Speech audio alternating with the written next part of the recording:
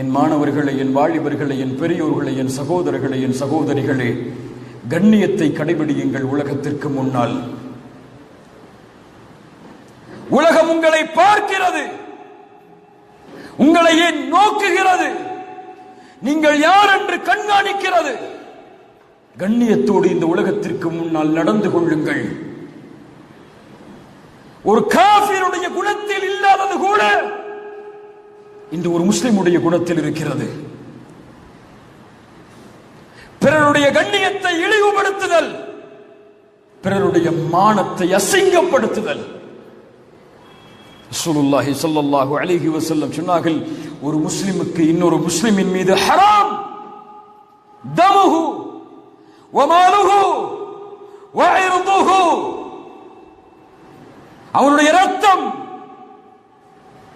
அவனுடைய செல்வம், அவனுடைய மானம் இந்த ஊரை விட, இந்த நாளை விட, இந்த மாதத்தை விட ஒரு முஸ்லிமின் மானம் மேலானது.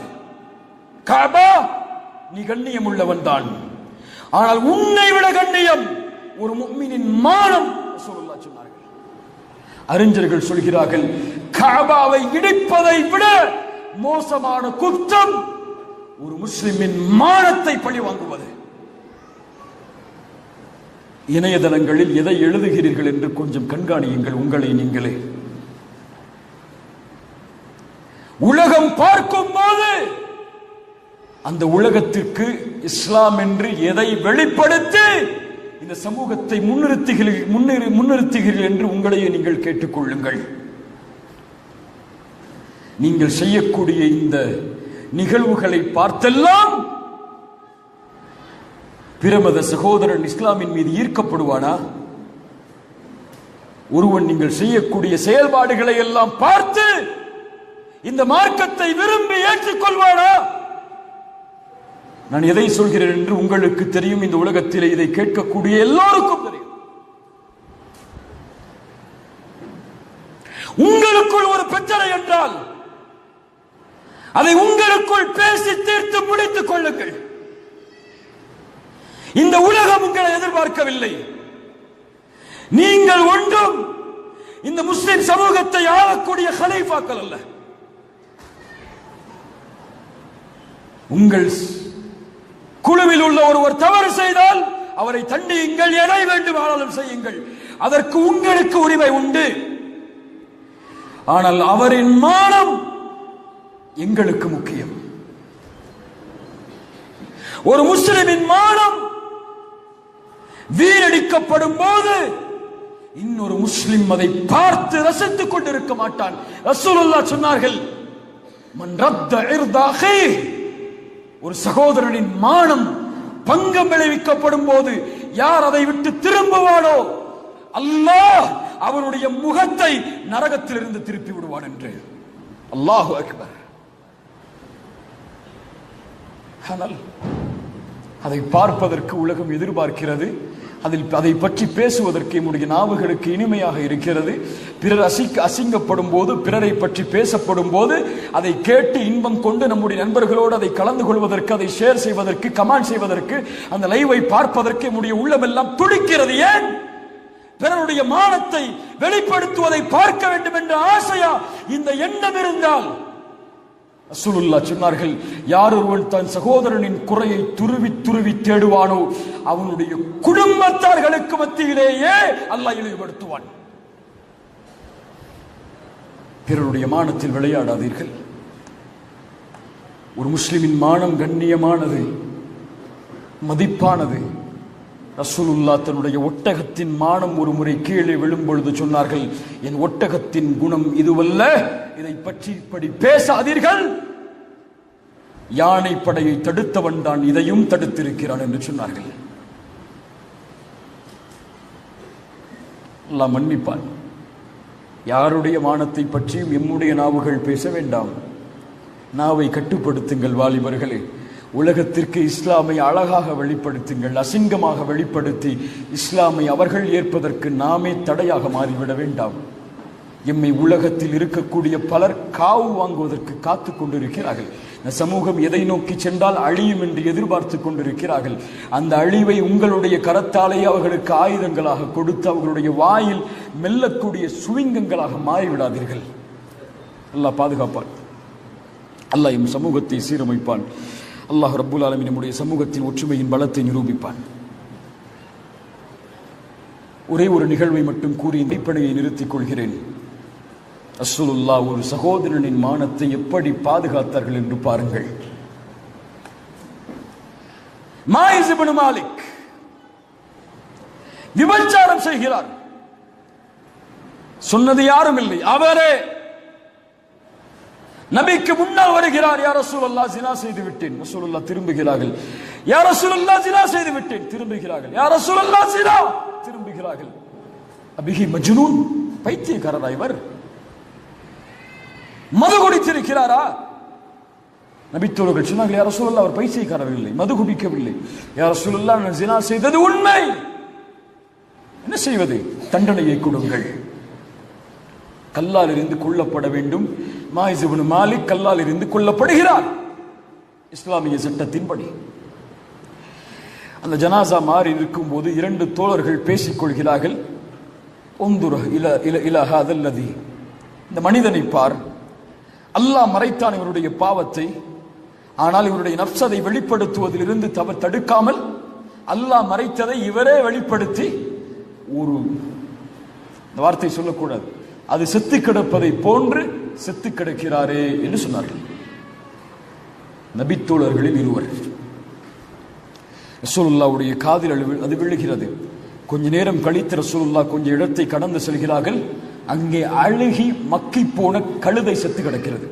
குடல் எல்லாம் வெளியே வந்து ரசூலுல்லாஹி ஸல்லல்லாஹு அலைஹி வஸல்லம் அந்த நேரத்தில் கேட்டார்கள், ஐன ஃபுலான் வ ஃபுலான், இன்னார் மனிதர், இந்த மனிதர் எங்கே? அந்த நபித்தோழரை பற்றி பேசி அந்த இருவர் எங்கே? அழைத்து வரப்பட்டார்கள். ரசூலுல்லாஹ் சொன்னார்கள், இறங்குங்கள் இந்த குழியில், இந்த கழுதையை சாப்பிடுங்கள் என்று சொன்னார்கள். நபி இந்த கழுதையை சாப்பிடுவார்களா? யார் சாப்பிடுவார்கள்? ரசூலுல்லாஹ் சொன்னார்கள், ஒரு சகோதரனின் மானத்தை நீங்கள் பேசியதை விட இந்த கழுதையை சாப்பிடுவது சமம் என்று சொன்னார்கள். யாரின் வழித்தொண்டர்கள் நாம் எல்லாம்? இந்த நபியின் வழித்தொண்டர்கள் இல்லையா? சுன்னாவெல்லாம் கையை கட்டுவதிலும் கைகளை அசைப்பதிலும் தலையில் எது போடுவது எது போடக்கூடாது என்று முடிவெடுப்பதிலும் தராவே எத்தனை என்று சண்டை போடுவதில் மட்டும்தான் நபியின் சுன்னாவா? குணத்தில் எல்லாம் யாரை பின்பற்றப் போகிறோம்? அபூஜகலையும் அபூ சுஃபியானையுமா? அல்லாஹ் பாதுகாப்பானா? நபி கற்றுக் கொடுத்த ஒழுக்கம் என் ஒழுக்கம். என் வாலிபர்களை உறுதியேறுங்கள், என் வார்த்தையில் கண்ணியம் இருக்கும், என் நாவில் கண்ணியம் இருக்கும், என் செயல் தீனாக வெளிப்படும் என்று. அதுதான் அழகு. இந்த உலகில் இந்த உண்மையான மார்க்கம் புதைந்திருக்கக்கூடிய அழகை என் வாழ்க்கையில் வெளிப்படுத்தி இருந்தால் எம்மோடு வாழக்கூடிய யாரும் எம்முடைய வழிக்கு வராமல் இருந்திருக்க மாட்டார்கள். அல்லாஹ் எம்மை சீர்படுத்துவானாக. ரசூலுல்லாஹி ஸல்லல்லாஹு அலைஹி வஸல்லம் இப்னு உமர் அவர்களுடைய மகன் அவரை ஒரு முறை சந்தித்தார்கள். அவர்களுடைய தோல் புஜத்தை பிடித்து உலுக்கினார்கள். ஏன்? கொஞ்சம் கவனி உமரே, இப்னு உமரே கொஞ்சம் கவனி, உன் மீது என் கவனத்தை கொடு, என் மீது உன் கவனத்தை கொடு இப்னு உமரே சொன்னார்கள். இப்னு உமர், குன் ஃபித் துன்யா கஅன்னக கரீப் வ ஆபிரு சபீல், இந்த பூமியிலே நீ வாழ், ஒரு வழிப்போக்கன் எப்படி வாழ்வானோ, ஒரு பாதை அறியாதவன் எப்படி வாழ்வானோ அப்படி வாழ். என்ன அர்த்தம்? காசு பணம் சம்பாதிக்காதீங்க, வேலைக்கு போகாதீங்க, அப்படியே வீட்டில் உட்கார்ந்துருங்க அப்படின்னு அர்த்தமா? எதையும் எதிர்பார்க்காம பூமியில வாழ்ந்துட்டு போயிருங்கன்னு அர்த்தமா? அப்படித்தான் இந்த ஹதீஸை பல பேர் புரிஞ்சு வச்சிருக்கோம். இப்னு உமர் இந்த ஹதீஸ் யாருக்கு சொல்லப்பட்டதோ அவர் என்ன விளக்கம் சொன்னார் தெரியுமா?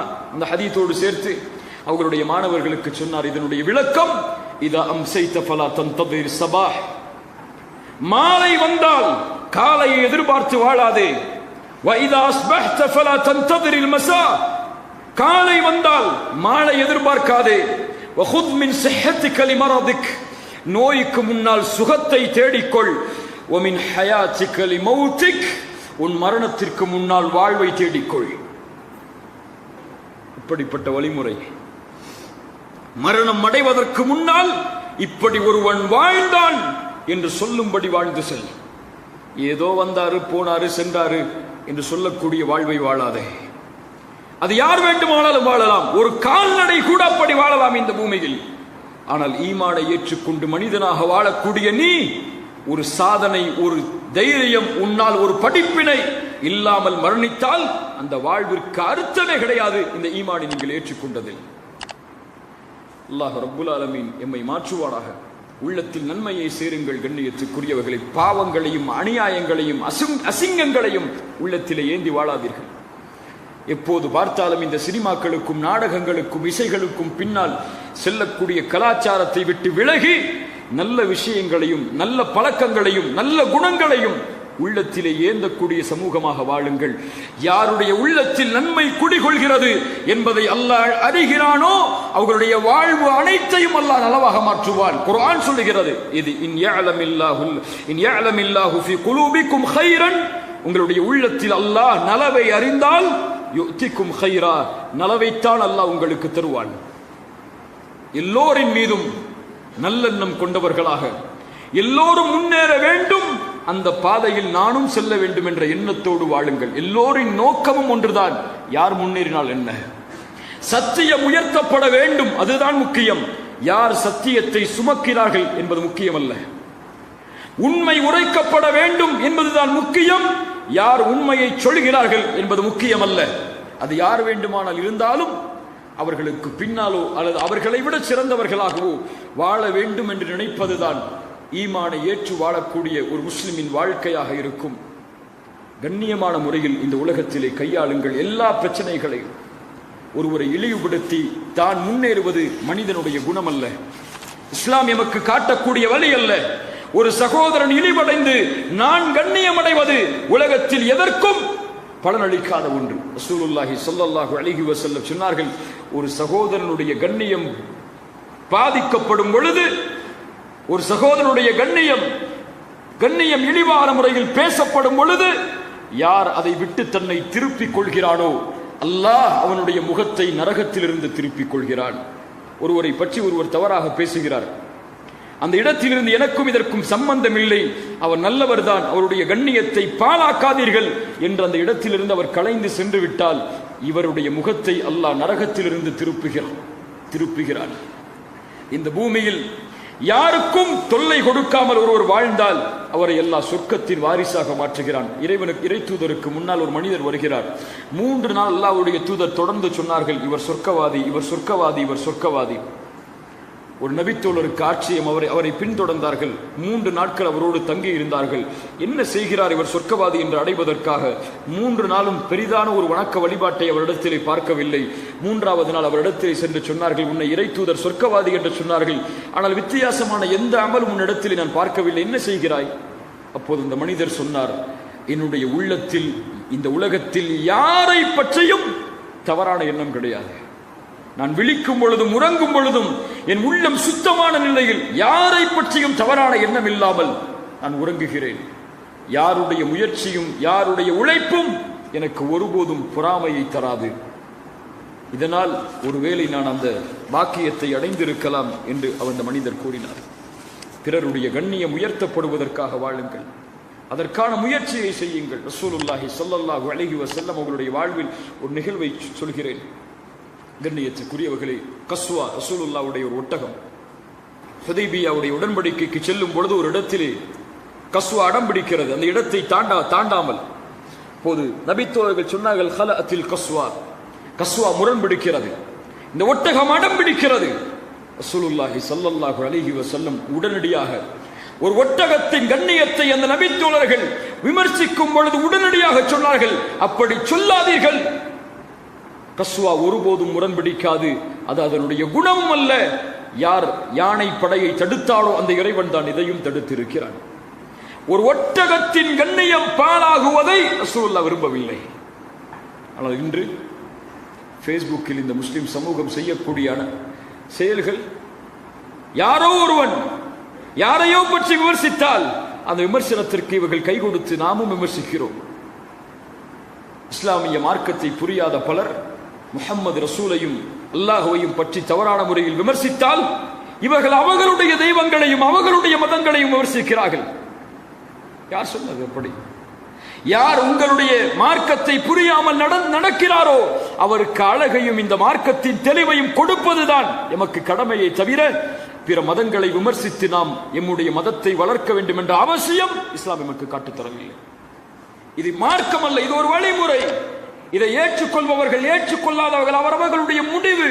ஆனால் கண்ணியத்தோடும் அன்போடும் பரிவோடும் இந்த உலக சமூகத்திற்கு முன்னால் தெரிய வேண்டிய முஸ்லிம் சமூகம் இன்று ஒரு பாதை மாறுகிறதோ என்ற ஒரு பயம் எல்லோருடைய உள்ளத்திலும் தொற்றி வருகிறது. இறுதியாக ஒரே ஒரு அறிவுரையை மட்டும் கூறி முடிக்கிறேன். கண்ணியத்துக்குரியவர்களே, இந்த உலக வாழ்வு அல்லாஹ் எமக்கு கொடுத்த ஒரு மிகப்பெரிய அருட்கொடை. அதுவும் படைத்த இறைவனை வணங்கக்கூடிய இந்த கொள்கையில் அல்லாஹ் எம்மை உருவாக்கியது. அல்லாஹ் கொடுத்த மிகப்பெரிய அருட்கொடை. அதற்கு எதுவும் ஈடல்ல. குல் ஹாதிஹி சபீலி அதுஉ இலல்லாஹ் அலா பஸீரத்தின். இதுதான் நம்முடைய பாதை. இந்த மார்க்கம் தான் நம்முடைய பாதை. இது மதம் அல்ல, இது மார்க்கம் தான். இது ஒரு வழிமுறை. இதுதான் நம்முடைய பாதை. இந்த பாதையுடைய இலக்கு அல்லாஹ்வுடைய பொருத்தமும் சொர்க்கமும். அலா பஸீரத்தின். நான் இதில் இருந்து கொண்டு அல்லாஹ்வின் பக்கம் மக்களை அழைப்பேன். அலா பஸீரா, தெளிவான பார்வையை கொண்டு. தெளிவான பார்வை என்றால் நின்றால் எல்லாம் தெரியும், அதான் தெளிவான பார்வை. இங்க ஒரு தடுப்பு இருந்துச்சுன்னா அது தெளிவான பார்வை அல்ல, பார்க்க முடியாது அவங்களை. என்ன தெளிவான பார்வை? தெளிவான பார்வையில் நாம் புரிந்து கொள்ள வேண்டிய முதல் அம்சம், நான் ஏன் இந்த ஈமானில் வாழ்கிறேன், என்னை ஏன் அல்லாஹ் முஸ்லிமாக படைத்தான், என்னை ஏன் அல்லாஹ் வணங்குவதற்கு தேர்ந்தெடுத்தான். ஏன் தெரியுமா? உன் வாழ்க்கை பிறருக்கு பலனுள்ள வாழ்க்கையாக மாற வேண்டும் என்பதற்குத்தான். அல்லாஹ்வுடைய தூதர் சொன்னார்கள், அஹப்புன் நாஸி இலல்லாஹ், மனிதர்களில், முஸ்லிம்களில் அல்ல, அவர்களுக்குரிய மார்க்கம் அல்ல, அஹப்புன் நாஸி இலல்லாஹ், மனிதர்களில் படைத்த இறைவனுக்கு மிக விருப்பமானவன், அன்ஃபஉஹும் லின்னாஸ், பிறருக்கு பலனளிக்கக்கூடிய வாழ்வை வாழ்பவன். அஹப்புல் அமாலி இலல்லாஹ், படைத்த இறைவனிடத்தில் விருப்பமான அமல் ஒரு சகோதரன் அவனுடைய உள்ளத்தில் மகிழ்ச்சியை ஏற்படுத்துவது. கவலையில் இருக்கக்கூடிய ஒரு இடத்தில் சென்று கவலைப்படாது, இதற்கெல்லாம் துவண்டு விடக்கூடாது, நாம் முன்னேற வேண்டிய நேரம் இருக்கிறது, இந்த கவலைகள் எல்லாம் எம்மை முடக்கிவிட்டால் என் வாழ்க்கையில் நாம் முன்னேற முடியாது என்று கூறுவதால் ஒருவனுடைய உள்ளம் மகிழ்ச்சி அடைந்து விட்டால் அதுதான் இறைவனுக்கு மிக விருப்பமான செயல் என்று அல்லாஹ்வுடைய தூதர் ஸல்லல்லாஹு அலைஹி வஸல்லம் அவர்கள் சொன்னார்கள். ஒரு முஸ்லிமுடைய வாழ்க்கை இலை விழாத ஒரு மரத்திற்கு சமமானது என்று அல்லாஹ்வுடைய தூதர் சொன்னார்கள். என்ன மரம்? இலை விழாத மரம் எது?